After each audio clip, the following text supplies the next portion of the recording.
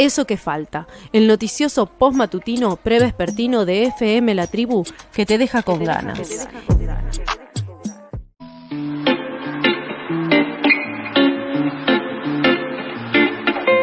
Seguimos en el aire de FM La Tribu y ya estamos conectados con Alejo Di Rizzio, quien hoy sale en formato virtual pero en vivo, así que estamos felices de este hueco que pudo realizarse en medio del lanzamiento del equipo Transiciones, que es un poco de lo que vamos a hablar esta tarde. Hola Ale, ¿cómo estás? Hola Mailu, ¿cómo estás? Espero que me escuchen bien. Como bien decía, estamos en el proceso de lanzamiento del equipo Transiciones. Escuché la columna muy buena que hiciste con Corina Rodríguez Enríquez el viernes pasado, en la que se hablaba precisamente de esto, y me pareció una buena oportunidad, por lo pronto, para hacer mi columna positiva del mes, digamos, ¿no? Como la columna propositiva, que como bien se me ha marcado y reclamado en este espacio, no todo podían ser malas noticias. Está muy bien aprovechar estos impulsos, me parece un éxito. En ese contexto es que coincide esta semana con que mañana a las 6 de la tarde se lanza públicamente el equipo Transiciones, pero es un equipo que viene trabajando hace más de un año. Básicamente es una coalición, un equipo de equipos de organizaciones, personas, investigadores, investigadoras, que venían trabajando hace mucho tiempo y de una manera muy profunda y programática en distintas dimensiones o distintos abordajes de esto que llamamos transiciones. Y me parecía una oportunidad para un poco traer a este espacio y poner sobre la mesa por qué hablamos de la transición y un poco a qué nos referimos, digamos, con estos grandes procesos que denominamos transición y de dónde vienen los apellidos de la transición. Lo digo también como excusa un poco para decir también por qué hablamos de transición ecosocial y por qué es el término que el equipo Transiciones elige en su propuesta de trabajo y en su propuesta de debate y articulación. Claro, que además, por lo que nos contaba Cori el viernes, va a hacer un lanzamiento donde cada uno de los panelistas o de los integrantes de este equipo lleva como un tema diferente, ¿no? Para abordar, digamos, toda esta transición desde diferentes aristas. Precisamente un poco en torno a eso era lo que quería un poco discutir, las aristas, digamos, ¿no? Y cuáles son los distintos abordajes que se hicieron a partir de las transiciones, digamos, las transiciones como procesos o como grandes transformaciones, por lo pronto no es algo nuevo, pero sí es algo que se ha hecho en distintos momentos históricos, etapas históricas, hasta podríamos decir de la humanidad, como desde el pasaje de ser cazadores-recolectores a ser sociedades agricultoras, o cuando dejamos de usar molinos de viento y empezamos a usar máquinas de vapor, ¿no? La máquina de vapor también como símbolo de una gran transición energética que se dio de una manera desordenada a lo largo del mundo, a lo largo del globo, y que generó también unos impactos sociales que moldearon a la sociedad. Así y todo, llegamos hoy en día donde hay un consenso globalizado de la necesidad de abandonar cuanto antes los combustibles fósiles. Hoy estamos en una sociedad inherentemente fósil y que ha basado en los hidrocarburos, principalmente en el petróleo a lo largo de la historia, pero hoy cada vez más también en el gas, a su forma de acumular, producir y de distribuir la capacidad energética que estas fuentes pudieron otorgar. Ante esto, lo que sucede es que desde distintas aristas se entiende cómo encarar este proceso, desde distintos actores sociales se entiende cómo debería ser ese cambio y ese pasaje, esa gran transformación que nos toca como sociedades para abandonar paulatinamente los combustibles fósiles, digamos, ¿no? O sea, es posible una transición, hay que, prestar atención a varias cuestiones, pero es posible. Por lo pronto, lo que tenemos que remarcar es que una transición es inevitable. No solamente es posible, sino que eventualmente, sea por condiciones de crisis climática o sea por agotamiento de los recursos, el pasaje, digamos, el abandono de los combustibles fósiles va a suceder, digamos, ¿no? Si bien en otra época se hablaba de que el pico del petróleo ya había pasado y que a partir de los 70s, 80s era irrevocablemente un descenso abrupto, hoy en día parece que todo indica que la vida útil de los combustibles fósiles sigue sobre nosotros y que es y políticas las que tienen que acelerar que abandonemos los fósiles, específicamente por los profundos efectos de la crisis climática, que no solamente son futuros, sino ya presentes. Ahora bien, lo que discutimos es, ¿la transición es inevitable? La justicia no, digamos. ¿Cómo va a ser esta transición y cómo va a ser este gran cambio sistémico que nos toca para poder tener otro tipo de energía y para poder discutir otras nociones que la energía nos permite? Yo creo que ahí primero de los grandes apellidos de la transición, que ya aparece desde la década de los 80 y de sindicatos estadounidenses, es la transición justa, ¿no? O sea, incorporar la concepción de justicia a cómo vamos a hacer los procesos y los proyectos que nos permitan abandonar los combustibles fósiles y tener otro tipo de energía y otro tipo de sistema energético. Ale, ¿estás ahí? Creo que se nos cortó la comunicación. Vamos a intentar volver a engancharnos con Alejo. Ahí la noción de justicia aparece en una primera instancia por el sindicato.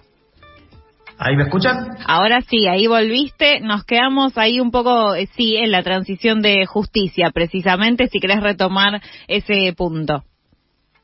Sí, que los sindicatos insertan el debate de los derechos laborales, si querés, en un principio, y qué trabajos se tenían que abandonar, qué sectores productivos tienen que paulatinamente descender, y cómo se hacía para que un montón de personas no se quedaran sin trabajo, no se quedaran sin su sustento económico, y quién decidía cuándo y cómo se hacía la transición. Estos debates están absolutamente vigentes hoy en día.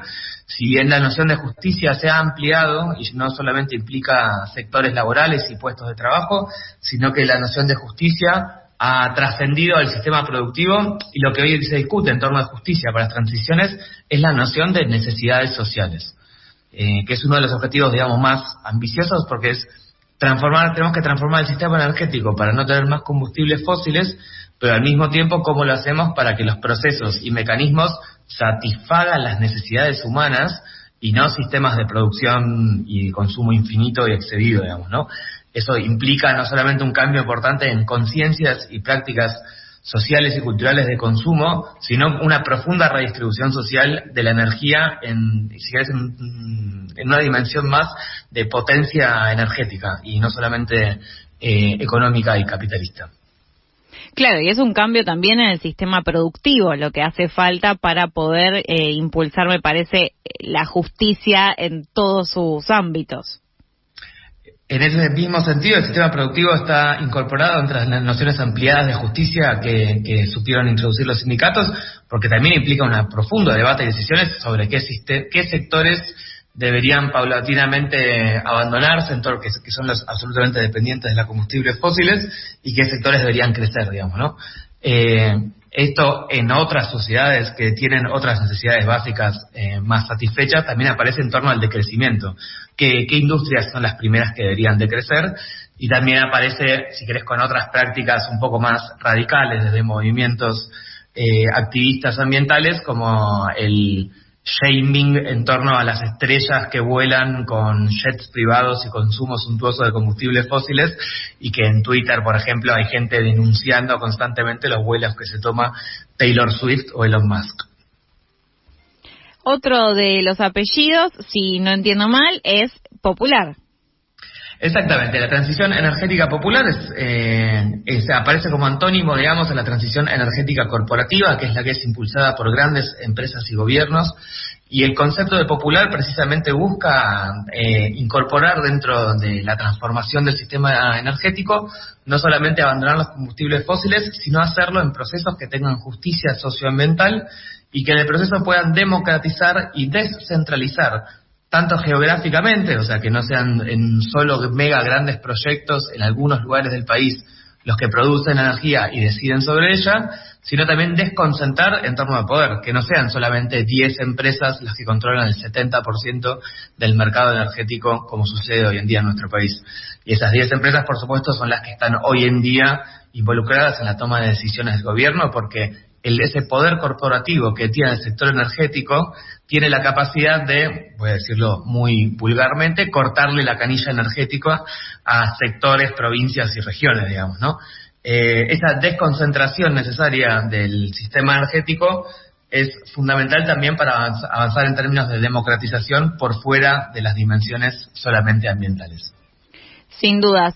Me aparece como un espíritu pesimista, te voy a confesar, Ale, y siento que en principio sí a todo, pero lo que me pregunto es cómo hacemos como sociedad para empezar a lograr esa transición, como para por lo menos estar en alguna de estas aristas de las cuales todavía no fuimos a todos los apellidos. Entonces lo que digo es, ¿cuánto trabajo por delante? ¿Cómo hacemos?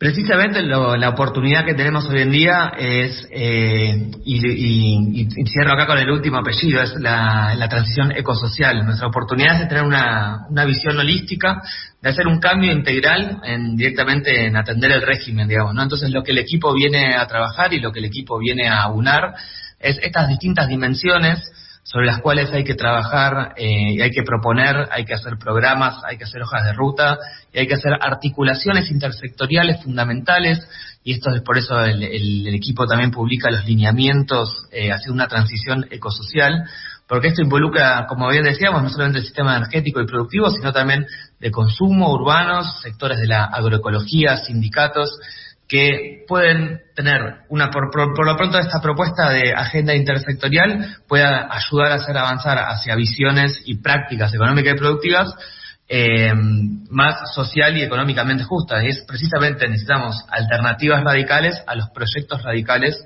que la extrema derecha hoy nos intenta proponer. Sí. No, siga. La interdependencia sectorial, eso quería decir, que la transición ecosocial es esta óptica holística que implica no solamente en simultáneo encarar la solución de la crisis climática y ecológica, sino garantizar el buen vivir y una relacionalidad entre todos los seres y ecosistemas de nuestra sociedad. Tenemos tiempo para, si querés, un apellido más, aparte de el chivo que tenemos que pasar para mañana, por supuesto.